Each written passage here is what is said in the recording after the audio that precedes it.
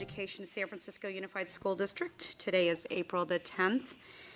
I'm the principal of Malcolm X Academy. My name's Elena Rosen, and I'm here to speak on the co-location, the proposed co-location of New School at our school site. I really want to believe that meeting the needs of African American students and their families is still a district priority.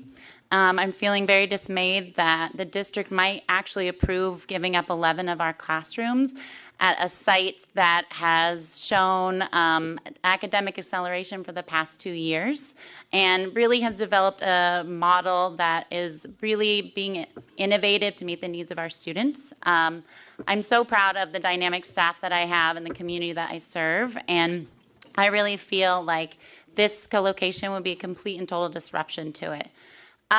It not only is going to add extra stress to our community, it's going to take away the focus which it should be on in serving our students and our families and accelerating our academic achievement. I'm asking you guys to hold the district accountable for providing some clarity on why a school that's already co-located somewhere else is being asked to come to Malcolm X Academy. We've been identified as a pitch school, so you can imagine the competing messaging for me as a site leader to find out that meeting the needs of our schools and helping us improve is a priority, and yet you're going to take away the 11 classrooms that serve our students with IEPs, that serve our Tier 3 students who need the Wellness Center on a daily basis, our RTI students, our students who have access to STEM through our outdoor education program. So again, I know it seems like we are under-enrolled without a lot of space, but I want to tell you that we use that space very wisely and we're showing the results. So I invite anybody to please come on out and check out our amazing programming. Thank you. Hi, I'm Rahima Abdelhamid. I'm the literacy coach. I have been at Malcolm X as a classroom teacher, as an interventionist, and now as a literacy coach. So I have seen all the strengths and all the successes that have come with all of our hard work, and it's very intentional, the work that we're doing. I feel like because we're doing so well, there seems to be a reason, now let's pile something else on. I really want to encourage you to really meaningfully think about this decision. And like Ms. Rosen said, please come to our school and see the work that we're doing. We don't just have 11 open classrooms where people are just, no one's doing anything. Everything is being strategically used. Our kids are actively engaged, and we're doing so much work that it would be a disservice to interrupt that for our students. Thank you.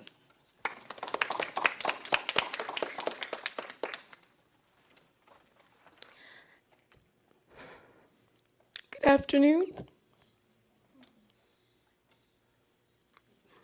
My name is Victoria Ely, and I'm the only African American teacher at Malcolm X Academy. I want to thank you all for coming out and supporting, and I would really like to invite you all to come to our school and see how we're utilizing our space. The Wellness Center, we have a room for our music teacher. We have space for our art teachers to come in and teach art. We have space for our children that need to play and have play therapy space that we have organically and strategically created and incorporated in our program.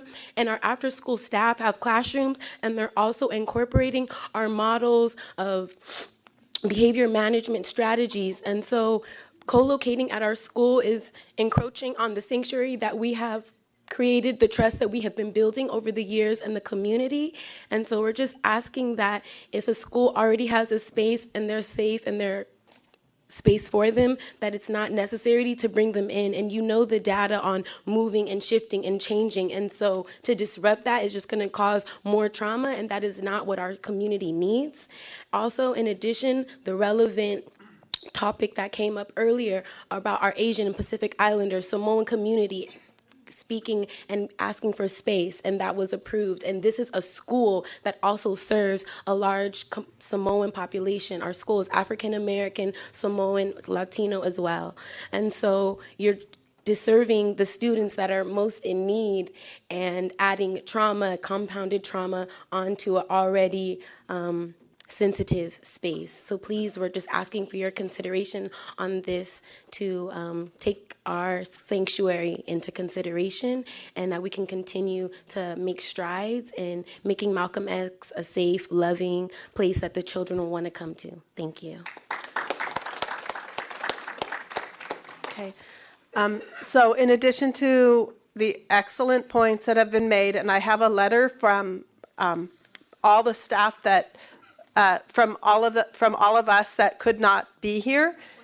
My name is Deirdre Elman-Sumi.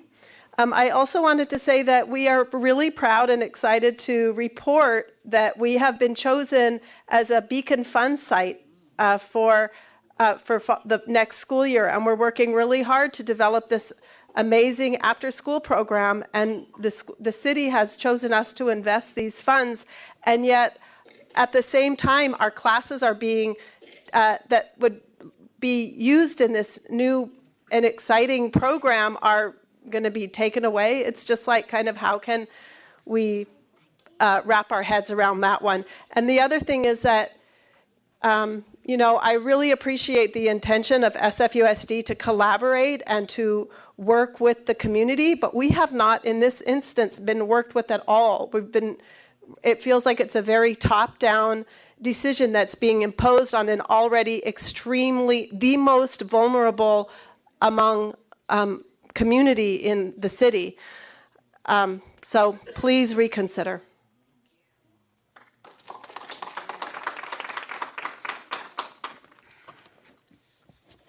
Good evening. My name is Molly Stark. I'm the special education teacher at Malcolm X. I've been there for 3 years. I'm here today out of love for my students, their families, our school, and the wider Hunters Point and Bayview community. In the past 3 years, we have worked to make the word inclusion meaningful at our school. The classroom I have co-created with the students has become a place that they want to be and in which they are excited to learn. I have watched their confidence and independence grow as they progress both academically and socially. Our classroom is also the space where students with IEPs have access to high-quality services like speech, occupational therapy, and counseling. I fear to think of the negative impact of co-location on our students with IEPs and the wider school community. Without the space for our resource room, our students would suffer a decrease in the effectiveness of services and the resultant lower outcomes. I want our school to achieve its vision for our students. I want the district to make good on its promise to better serve its African American students. As such, I stand before you urgently asking that you reconsider the offer to New School Charter School of co-location at our site. Thank you for your time.